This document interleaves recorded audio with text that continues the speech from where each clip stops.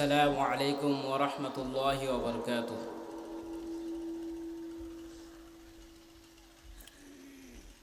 الحمد لله نحمده ونستعينه ونستغفره ونعوذ بالله من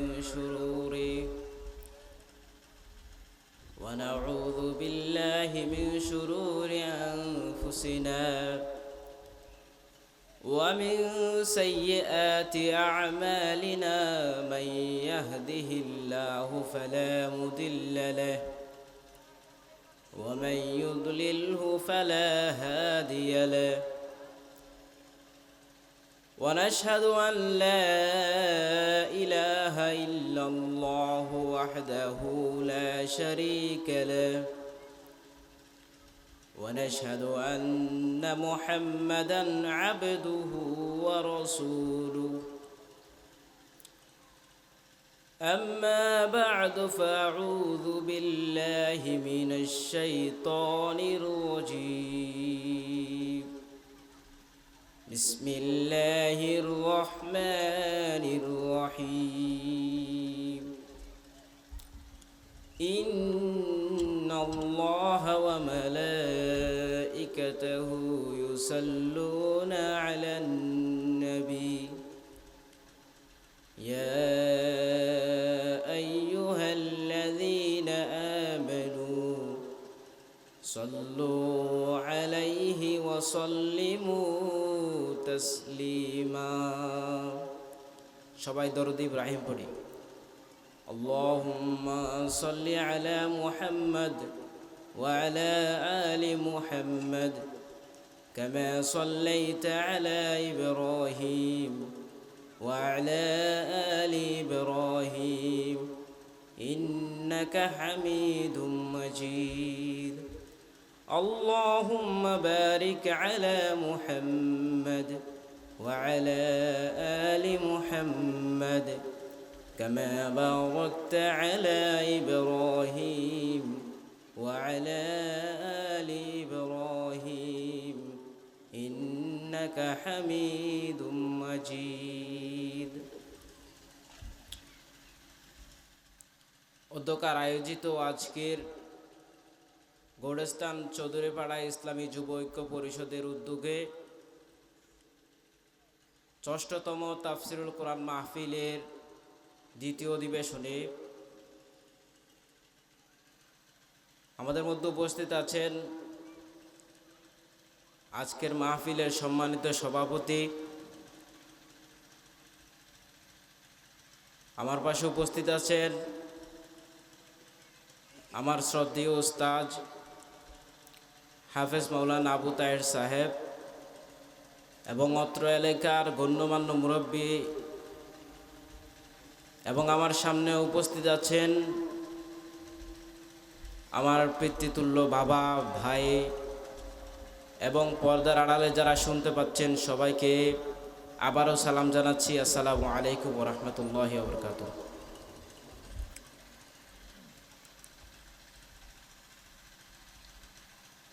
আজকে আল্লাহ তাআলা যদি আমাদের তৌফিক দান করেন তাহলে পবিত্র কোরআনের 102 নম্বর সূরা সূরাতুত তাকাসুর থেকে আমরা কিছু তাফসির শোনার চেষ্টা করব। আল্লাহ তাআলার কাছে তৌফিক কামনা করি আল্লাহ তাআলা যেন আমার মতো অদম থেকে আমাদের মনের খোরাক মেটায়, যে কথাগুলো শুনলে আমাদের জন্য উপকার হয়, আমাদের জন্য কাজে আসে, এমন কথাগুলো যেন আল্লাহ তাআলা এই অধমের মাধ্যমে বের করে দেন। আমরা সবাই বলি আমিন। সূরাতুত তাকাসুর আমরা সবাই একটু তেলাওয়াত করি। আউযু বিল্লাহি মিনাশ শাইতানির রাজীম। বিসমিল্লাহির রহমানির রহিম। আলহাকুমুত তাকাসুর حتى زرتم المقابر كلا سوف تعلمون ثم كلا سوف تعلمون كلا لو تعلمون علم اليقين لترون الجحيم ثم لترونها عين اليقين ثم لتسألن يومئذ عن النعيم صدق الله العظيم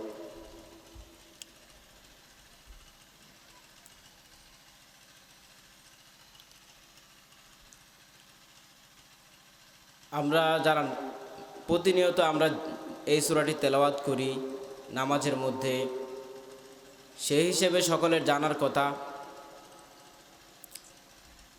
এই সূরায় আল্লাহ তাআলা আমাদেরকে একটা মেসেজ দিয়েছেন যে এই পৃথিবীতে আমাদের খেল তামাশায় যে আমরা ডুবে আছি, আমরা যে এই পৃথিবীতে চিত্ত বিনোদনের নিমিত্ত আছি, এই সকল কিছু ছেড়ে একদিন আমাদেরকে চলে যেতে হবে। আমাদের আসল ঠিকানা এখানে না, আমাদের আসল ঠিকানা হচ্ছে মাটির কবর। সেটাই আল্লাহ তাআলা অত্র সূরায় আমাদেরকে রিমাইন্ডার দিয়েছেন। আল্লাহ তাআলা বলছেন, আলহাকুমুত তাকাসুর, আলহাকুমুত তাকাসুর, অর্থাৎ অধিক পাওয়ার লোভ তোমাদেরকে গাফেল করে দিয়েছে। বেশি বেশি পাওয়ার প্রতিযোগিতা, বেশি বেশি পাওয়ার জন্য যে তোমাদের লোভ, এই লোভ তোমাদেরকে আল্লাহ তাআলার যে দেখানো পথ, সেই পথ থেকে তোমাদেরকে গাফেল করে দিয়েছে।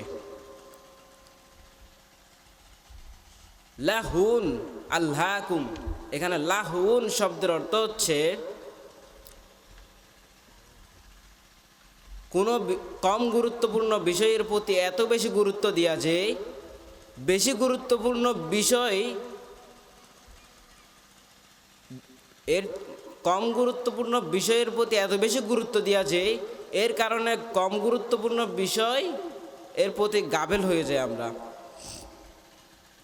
অর্থাৎ কোনো জিনিসের প্রতি এত বেশি গুরুত্ব দেওয়া যে এর কারণে এর চেয়ে অধিক বেশি গুরুত্বপূর্ণ কাজ আমরা পিছিয়ে ফেলি, আমরা গাফেল হয়ে যাই সেখান থেকে। সেটা হচ্ছে লাহুন। আল্লাহ তাআলা অন্য কোরআনে অন্য একটা আয়াতে বলছেন, ওয়ামাল হায়াতুদ দুনিয়া ইল্লা লাইবুন ওয়া লাহু, এই দুনিয়ার জীবন খেল তামাশা ছাড়া আর কিছুই নয়। লাইবান ওয়া লাহুন, এই যে লাহুন শব্দটা এখানে বলা হয়েছে। আর তাকাসুর শব্দের অর্থ হচ্ছে,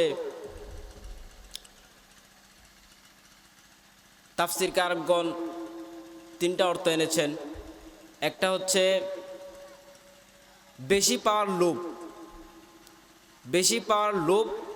আরেকটা হচ্ছে বেশি পাওয়ার জন্য, বেশি বেশি পাওয়ার জন্য প্রতিযোগিতা করা। আরেকটা হচ্ছে এই যে বেশি পাওয়ার জন্য বেশি পেয়ে মানুষের কাছে অহংকার করা, যে আমার কাছে তো এতটুকু আছে, তোমার কাছে অতটুকু আছে, আমার কাছে তো বেশি আছে, আমিই ধনী। এই যে বেশি পাওয়ার প্রতিযোগিতা, বেশি পেয়ে আল্লাহ মানুষের সাথে অহংকার করা, সেটা হচ্ছে তাকাসুর শব্দের অর্থ। এই যে অধিক পাওয়ার লোভ, অধিক পাওয়ার জন্য প্রতিযোগিতা করা, সেটা আমাদেরকে গাফেল করে দিয়েছে। এবং এই গাফলতি আমাদের থামবে না ততক্ষণ পর্যন্ত না, যতক্ষণ আমরা কবরের মধ্যে পৌঁছাবো। আল্লাহ তাআলা বলছেন, হাত্তা যুরতুমুল মাকাবির, তোমরা যতক্ষণ পর্যন্ত না কবরে সাক্ষাৎ পাবা না, ততক্ষণ পর্যন্ত তোমরা এই যে দুনিয়ার লোভ লালসা এগুলাতে নিমত্ত থাকবে।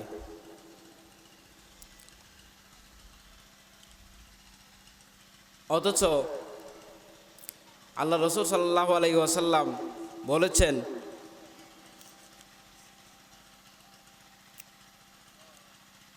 হযরত আনাস রাদিয়াল্লাহু তাআলা আনহু হতে বর্ণিত, তিনি বলছেন, রাসূল সাল্লাল্লাহু আলাইহি ওয়াসাল্লাম বলেছেন, দুনিয়ার মানুষদের আদম সন্তানরা বৃদ্ধ হয়ে যায়, কিন্তু তাদের কাছে দুইটা জিনিস কমে না। একটা হলো আকাঙ্ক্ষা, আর একটা হচ্ছে লোভ। মানুষ বুড়ো হয়ে যায়, তারপরেও তার আকাঙ্ক্ষা থেকে যায়, আরেকটু যদি পেতাম, আরেকটু যদি বাড়িয়ে পেতাম, ধন সম্পদ যদি আরেকটু থাকতো। একথা আল্লাহ তাআলা এখানে বলছেন, আলহাকুমুত তাকাসুর। হযরত আনাস রাদিয়াল্লাহু তাআলা আনহু থেকে আরেকটি হাদিস আসছে যে রাসূলুল্লাহ সাল্লাল্লাহু আলাইহি ওয়াসাল্লাম বলছেন, লাউ কানা লিবনি আদম ওয়াদিয়ানি মিন মালিন লাতামান্না ওয়াদিয়ান সালিসান। যদি আদম সন্তানের দুইটা উপত্যকা থাকতো, যে ধন সম্পদের দুইটা উপত্যকা থাকতো, তাহলে তারা 3 নম্বরে আরেকটি উপত্যকা চাইতো। তাদের তামান্না, তাদের যে পাওয়ার আকাঙ্ক্ষা, সেটা শেষ হতো না।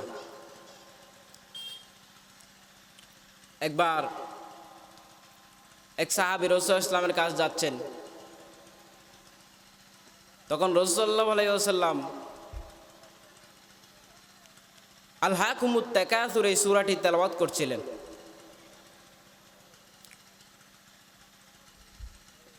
তখন ওই সাহাবীকে আল্লাহ রাসূল সাল্লাল্লাহু আলাইহি ওয়াসাল্লাম বলছেন, আদম সন্তানরা যদি শুধু বলে মালি মালি মালি, আমার সম্পদ আমার সম্পদ আমার সম্পদ, কিন্তু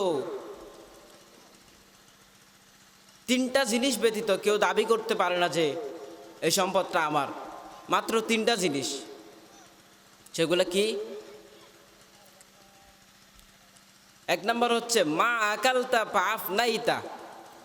মা আকালতা ফাআফ নাইতা, যা তুমি ভক্ষণ করেছো এবং সেটা ধ্বংস করেছো। অর্থাৎ তুমি ভক্ষণ করার পর যেটা নষ্ট হয়ে গিয়েছে, তুমি যেটা ভক্ষণ করে ফেলেছো, সেটা তোমার, সেটা আর কেউ নিতে পারবে না, সেটা তোমার। আরেকটা কি? মা লাবিস্তা ফাআবলাইতা, তুমি যে পোশাক তুমি পরিধান করেছো, পরিধান করে পুরাতন করে ফেলেছো, সেই পোশাকটা তোমার পোশাক, তুমি বলতে পারো। আরেকটা জিনিস, সেটা হচ্ছে মা তাসাদ্দাকতা ফাআমদাইতা, যেটা আল্লাহ তাআলার রাস্তায় তুমি সদকা করে দিয়েছো, সেটা তোমার বলতে পারো। এই 3টা জিনিস ছাড়া এই দুনিয়ার কোনো জিনিসই আপনি নিজের বলতে পারেন না। আপনি যেটা খেয়ে ফেলেছেন, সেটাই শুধু আপনার। খাওয়ার জন্য আছে সামনে, সামনে পানি আছে, চা আছে খাওয়ার জন্য, এটা কিন্তু আপনার না। হয়তো এটা খাওয়ার পূর্বে আপনার মৃত্যু চলে আসতে পারে, সেজন্য এটি কখনো আপনার হতে পারে না। যেটা খেয়ে ফেলেছেন, সেটাই কেবলই আপনার। এরপরে আপনার যেই লেবাস, যেটা আপনি পুরাতন করে ফেলেছেন, সেটাই আপনার। এগুলো ছাড়া অন্য কোনো কিছু আপনার না। এরপরে যেটা আপনি দান করে দিয়েছেন, সেটাই আপনার। আল্লাহ তাআলা কিয়ামতের দিন আপনার দান আপনাকে ফিরিয়ে দিবেন। আল্লাহ তাআলা অন্যত্র বলছেন যে দান যে করবে, তার দান আল্লাহ তাআলা বৃদ্ধি করে সেটা কিয়ামতের দিন ফিরিয়ে দিবেন। এজন্য এই দান হচ্ছে আপনার, সেটা বলতে পারবেন। এটা কেউ চিনিয়ে নিতে পারবে না, আপনার কাছ থেকে কেউ কেটে নিতে পারবে না। এগুলো ছাড়া দুনিয়াতে যা কিছু আছে, যদি বলেন আমার বাড়ি, আমার গাড়ি, এগুলো আসলে আপনার না।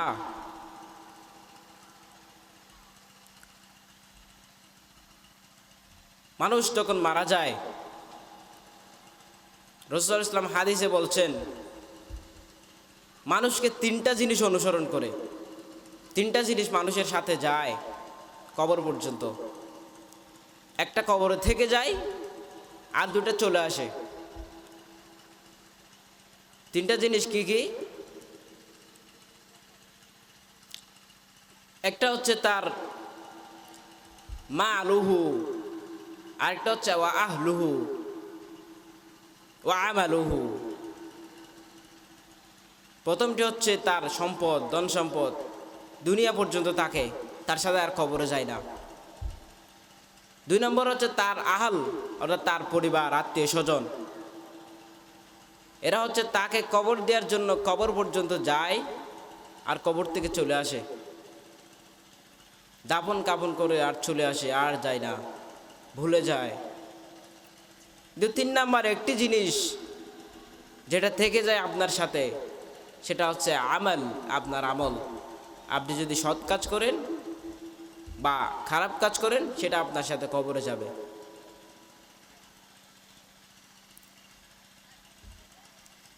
এজন্য কবরের আযাব থেকে পানাহ চাওয়ার জন্য আমাদেরকে প্রতিনিয়ত তওবা করতে হবে। আল্লাহ রাসূল সাল্লাল্লাহু আলাইহি ওয়াসাল্লাম একটা হাদিসে বলেছেন, যে ব্যক্তি এশার পরে তাবারাকাল্লাযী পড়বে, অর্থাৎ সূরা মুলক পড়বে, আল্লাহ তাআলা তাকে কবরের আযাব মাফ করে দিবেন। হযরত উসমান রাদিয়াল্লাহু তাআলা আনহু, উসমান রাদিয়াল্লাহু তাআলা আনহু যখন কবরের পাশ দিয়ে যেতেন, তখন এত বেশি কান্না করতেন যে তার দাড়ি ভিজে যেত একেবারে। তাকে জিজ্ঞাসা করা হলো, এ উসমান, আপনাকে তো জাহান্নামের কথা বললে আপনি এত বেশি কান্না করেন না, কিন্তু এই যে কবরের পাশ দিয়ে গেলেও তো আপনি এত বেশি কান্না করেন কেন? হযরত উসমান রাদিয়াল্লাহু তাআলা আনহু বলছেন, এই কবর হচ্ছে মৃত্যুর প্রথম দরজা, যার জন্য এই দরজায় যার জন্য মুক্তি, তার জন্য এর প্রত্যেকটা দরজা হচ্ছে খোলা, প্রত্যেকটা দরজায় তার জন্য মুক্তি হয়ে যাবে। আর এই দরজা মুক্তি হবে না, আযাব হয়ে যাবে, তার জন্য পরবর্তী প্রত্যেকটা দরজায় সে আটকে যাবে, সে আর হিসেব দিতে পারবে না। এজন্য হযরত উসমান রাদিয়াল্লাহু তাআলা আনহু খুব বেশি কান্না করতেন কবরের পাশ দিয়ে গেলে।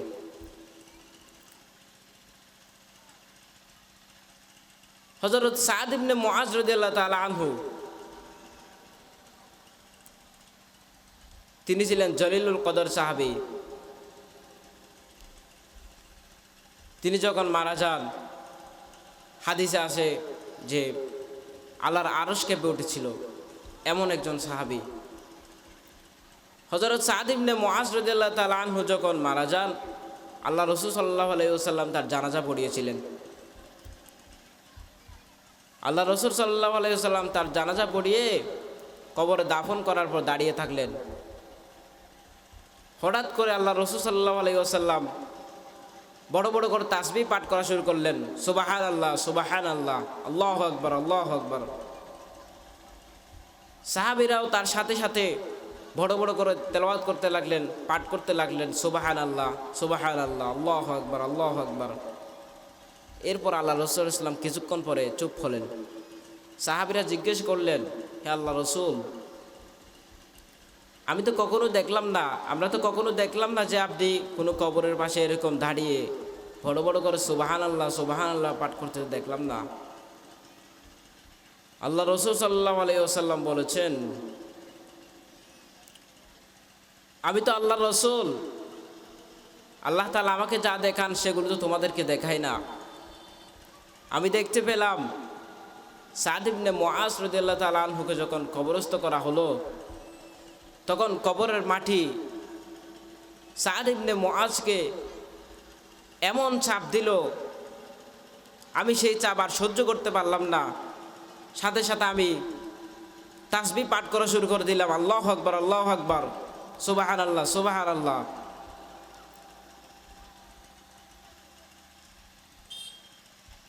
আল্লাহ রাসূল সাল্লাল্লাহু আলাইহি ওয়াসাল্লাম বলছেন, তোমাদের মধ্যে কেউ যদি কবরের আযাব থেকে মুক্তি পেত, তাহলে সেটা ছিল হযরত সাদ ইবনে মুআজ। অথচ এত বড় একজন সাহাবী, জলিলুল কদর সাহাবী, তিনিও এই খবর থেকে মুক্তি পেলেন না। কবরের যে ধাক্কা, কবরের যে ছাপ, সেই চাপ থেকে তিনি মুক্তি পেলেন না।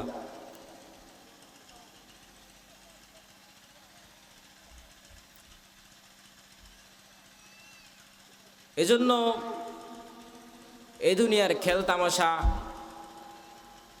এই দুনিয়ার বেশি বেশি পাওয়ার লোভ, বেশি বেশি পাওয়ার প্রতিযোগিতা, এগুলো থেকে আমাদেরকে বেরিয়ে আসতে হবে।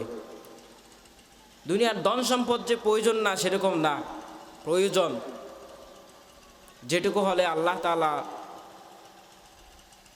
তাআলার দিন মতো এই দুনিয়াতে চলা যায়। অর্থাৎ ধন সম্পদ থাকা যাবে, কিন্তু এই ধন সম্পদের মধ্যে ডুবে যাওয়া যাবে না। নৌকা যেমন চলে পানির উপরে, নৌকা পানির উপরে চলে, পানি থাকে নিচে কিন্তু নৌকা থাকে উপরে। নৌকার পানি যদি নিচ থেকে নৌকার মধ্যে উঠে যায় তাহলে নৌকা ডুবে যাবে। এই দুনিয়ার ধন সম্পদ হচ্ছে এই নৌকার পানির মতো। আপনি এই ধন সম্পদের উপর দিয়ে চলে যাবেন, কিন্তু ধন সম্পদের মধ্যে ডুবে যাওয়া যাবে না।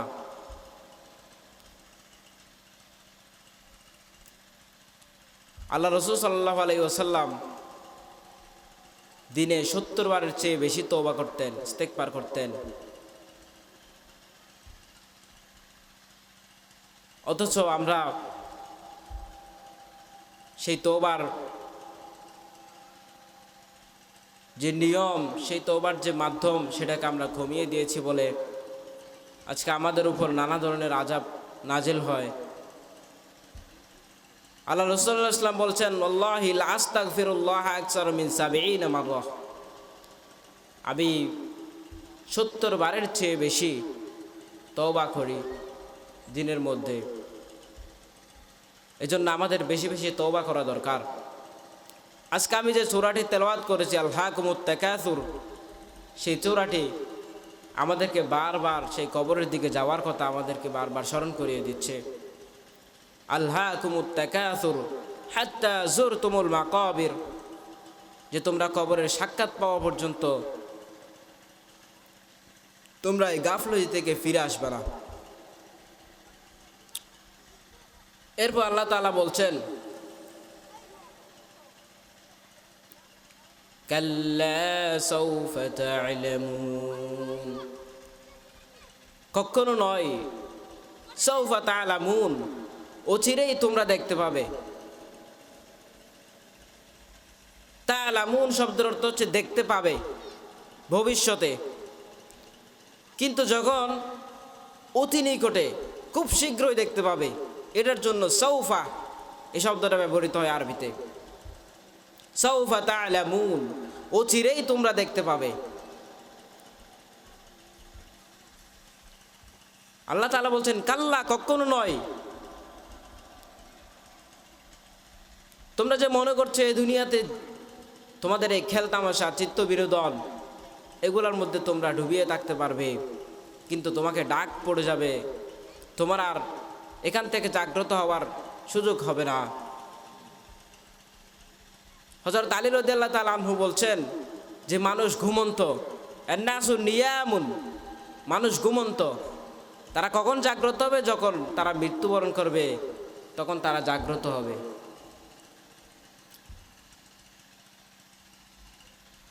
কাল্লা সাউফা তা'লামুন সুম্মা কাল্লা সাউফা তা'লামুন। আল্লাহ তাআলা এখানে একবার বলেন নাই, দুইবার বলেছেন। তাকিদ দেওয়ার জন্য, গুরুত্ব দেওয়ার জন্য দুইবার করে বলেছেন এখানে। যখন আমরা কাউকে কোনো কিছুতে নিষেধ করি, ধরেন সামনে একটা সাপ দেখতে পেলেন, আপনি সেখানে আপনার বাচ্চা তখন সাপটার কাছে চলে যাচ্ছে, আপনি তখন কীভাবে বলেন? এই থামো থামো, যেও না যেও না, দুইবার বলেন তাকিদ দেওয়ার জন্য। আল্লাহ তাআলা তার দয়া কত বেশি, তিনি আমাদেরকে বারবার তাকিদ দিয়ে, দুইবার তাকিদ দিয়ে আল্লাহ তাআলা আমাদেরকে সতর্ক করছেন, না, তুমি যেই পন্থায় চলতেছো এই পন্থা আসলে সঠিক পথ না, তুমি এখান থেকে ফিরে আসো। কাল্লা সাউফা তা'লামুন সুম্মা কাল্লা সাউফা তা'লামুন। কাল্লা লাউ তা'লামুনা ইলমাল ইয়াকিন লাতারাবুন্নাল জাহিম ثم لترونها عين اليقين এরপর আল্লাহ তাআলা বলছেন কাল্লা লাউ তা'লামুনা ইলমাল ইয়াকিন ইলমাল ইয়াকিন এই যে ইলমাল ইয়াকিন দ্বারা যদি তোমরা জানতে ইলমাল ইয়াকিনটা কি ইয়াকিন শব্দের অর্থ হচ্ছে সুনিশ্চিত সুদৃঢ় ইলমাল ইয়াকিন সুদৃঢ় জ্ঞান সুনিশ্চিত জ্ঞান দ্বারা যদি তোমরা জানতে এরপর আর এক পরের আয়াতে আল্লাহ তাআলা বলছেন কি আইনাল ইয়াকিন অর্থাৎ সুনিশ্চিত সুদৃঢ় চোখ দিয়ে যদি তুমি এটা উপলব্ধি করতে তাহলে এই যে আইনাল ইয়াকিন আর একটা হচ্ছে ইলমাল ইয়াকিন এর পার্থক্যটা কি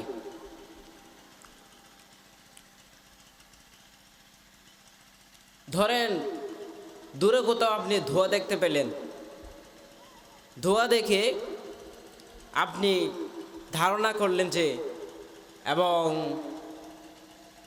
ধারণার সাথে আপনি এটা একইন হলেন নিশ্চিত হলেন যে ধোঁয়া যেহেতু আছে তাহলে ওখানে অবশ্যই আগুন আছে এই যে ধোঁয়া দেখার ফলে আপনি আপনার জ্ঞানকে কাজে লাগিয়ে আপনি এটা বের করলেন যে আপনার জ্ঞান দ্বারা এটা উপলব্ধি করলেন যে সেখানে অবশ্যই কি রয়েছে আগুন রয়েছে এবং সেটা এমনভাবে আপনি বিশ্বাস করছেন সেটা ইয়াকিন আপনি নিশ্চিত যেহেতু ধোঁয়া দেখেছেন তাহলে আগুন অবশ্যই থাকবে সেটা হচ্ছে ইলমাল ইয়াকিন আপনি আপনার ইলম দ্বারা আপনার জ্ঞান দ্বারা সেটাকে উপলব্ধি করেছেন সেটা হচ্ছে ইলমাল ইয়াকিন আবার ধরেন আপনি সেখানে গিয়ে আগুনটা সচক্ষে দেখলেন আপনি যখন সচক্ষে আগুনটা দেখলেন তখন আপনি চোখে দেখার ফলে আপনি যে নিশ্চিত একটা জ্ঞানের উপলব্ধি জ্ঞান যে আপনি বুঝলেন নিলেন সেটা হচ্ছে আইনাল ইয়াকিন এই যে আল্লাহ তাআলা বলছেন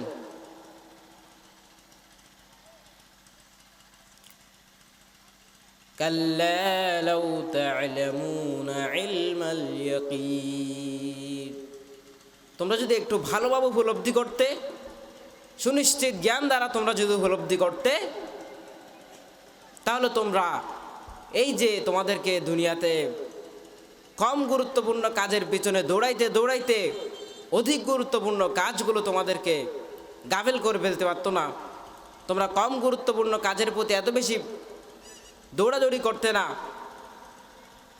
আল্লাহ তাআলা বলছেন যদি তোমরা সুদৃঢ় জ্ঞান দ্বারা উপলব্ধি করতে কাল্লা লাউ তা'লামুনা ইলমাল ইয়াকিন লাতারাউন্নাল জাহিম এরপর আল্লাহ তাআলা বলছেন লাতারাউন্নাল জাহিম জাহিম অগ্নিকুণ্ড জাহান্নাম জ্বলন্ত অগ্নিকুণ্ড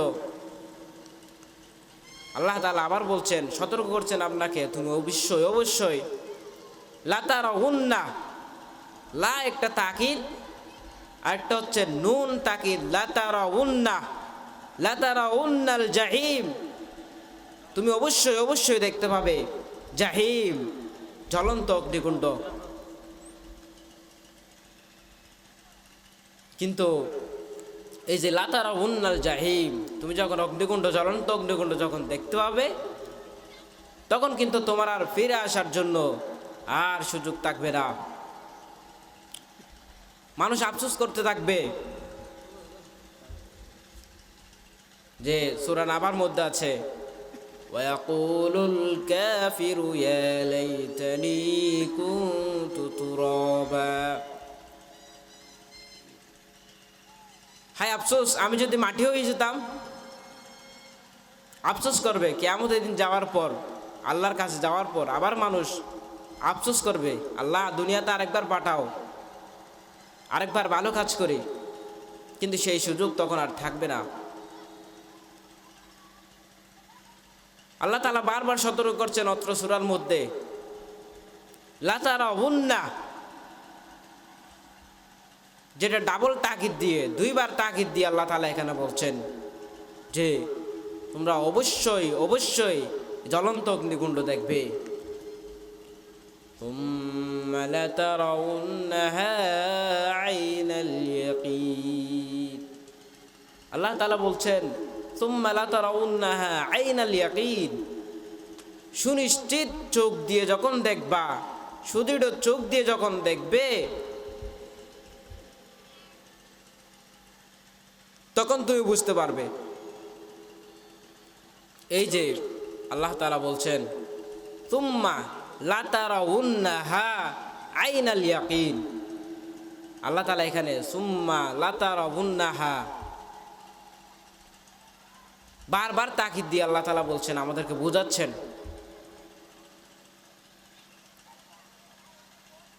আল্লাহ তাআলা চাইলে এই দুনিয়াতে আমাদেরকে প্রেরণ করার পর আমাদেরকে চলার জন্য, আমাদের পথ প্রদর্শন হিসেবে, পথ প্রদর্শক হিসেবে কোনো নবী রাসূল প্রেরণ নাও করতে পারতেন, কিন্তু আল্লাহ তাআলা দয়া করে আমাদের জন্য যুগে যুগে নবী রাসূল প্রেরণ করেছেন, আমাদেরকে কোরআন দিয়েছেন, আমরা যেন সঠিক পথ প্রাপ্ত হতে পারি, সঠিক পথে পরিচালিত হতে পারি। এরপর আল্লাহ তাআলা বলছেন, শেষে একটা কথা বলছেন, সুম্মা লাতুসআলুন্না ইয়াওমাইযিন আনিন নাঈম, আল্লাহ তাআলা কিয়ামতের দিন আপনাকে যে নিয়ামত সমূহ দিয়েছেন, প্রত্যেকটা নিয়ামত আল্লাহ তাআলা হিসেব নেবেন। যে নিয়ামত আল্লাহ তাআলা অগণিত নিয়ামত আপনাকে দিচ্ছেন, হাঁটতে বসতে, এই নিয়ামতগুলো সম্পর্কে আল্লাহ তাআলা হিসেব নেবেন। বিজ্ঞানের ভাষায় আমাদের যে নিঃশ্বাস নেই, হার্টবিট, প্রতি মিনিটে 70 থেকে 80 বার সেটা এই যেভাবে দুপুর দুপুর যে বের করে, হাওয়া বের করে, আবার হচ্ছে ঢুকাই, অক্সিজেন ঢুকাই, কার্বন ডাইঅক্সাইড বের করে। এবং হাদিসে আছে যে প্রত্যেকবার এভাবে বের হওয়ার সময় আল্লাহ তাআলার কাছে অনুমতি চাই, আমাদের হার্টবিট, ফুসফুস সেটা অনুমতি চায় যে আল্লাহ এটা কি বের হবে নাকি হবে না, অনুমতি চায়। আল্লাহ তাআলা কিন্তু অনুমতি দিয়ে দেন। আপনি যখন গুনাহ করেন তখনও আল্লাহ তাআলা অনুমতি দেন, যখন আল্লাহ তাআলা নাফরমানি করেন তখনও আল্লাহ তাআলা আপনাকে বাঁচিয়ে রাখেন, কারণ আল্লাহ তাআলা হচ্ছে রহমান রহিম। কিন্তু আল্লাহ তাআলা কিয়ামতের দিন আল্লাহ তাআলার এই দয়া, সেটাকে আল্লাহ তাআলা সীমিত করে নেবেন। সেদিন আল্লাহ তাআলা শুধুমাত্র তার যে বান্দা, তার কথা মতো যারা চলেছেন, আল্লাহ তাআলা শুধুমাত্র তাদেরকে রহম করবেন, অন্য কারোকে রহম করবেন না। আল্লাহ তাআলা সেদিন প্রত্যেকটা নিয়ামতের হিসাব নেবেন। আল্লাহ রাসূল সাল্লাল্লাহু আলাইহি ওয়াসাল্লাম দোয়া করতেন, আল্লাহুম্মা হাসিবিনি হিসাবান ইয়াসীরা, হে আল্লাহ আমার হিসাব সহজ করো। জিজ্ঞেস করল হিসাবান ইয়াসীরা, সহজ হিসাব মানে কি? তখন আল্লাহ রাসূল সাল্লাল্লাহু আলাইহি ওয়াসাল্লাম বললেন, সহজ হিসাব মানে হচ্ছে কিয়ামতের দিন আল্লাহ তাআলা যারা বলবেন যে তুমি আমাকে এই নিয়ামতের হিসাব দাও, তুমি আমাকে ওই নিয়ামতের হিসাব দাও, যারা আল্লাহ তাআলা একবার বলবেন হিসাব দাও, সে শেষ, তার আর সেখানে সামনে যাওয়ার আর কোনো রাস্তা নাই। আল্লাহ তাআলা যেন আমাদের হিসেবকে সহজ করেন, সেজন্য আল্লাহ তাআলার কাছে আমরা দোয়া করব, আল্লাহুম্মা হাসিবনা হিসাবান ইয়াসীরা।